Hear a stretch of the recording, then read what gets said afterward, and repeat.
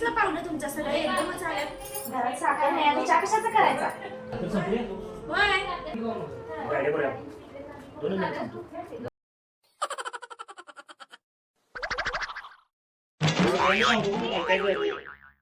एका कपात साखर नाही,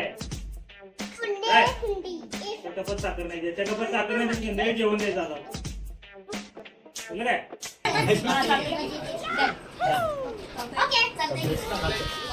चालते चालते.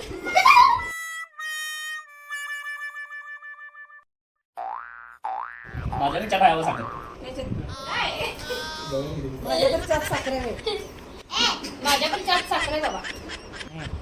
माझ्या पण चहा साखर आहे. माझ्या पण चार साखर आहे. माझ्या पण चहात साखर आहे बाबा.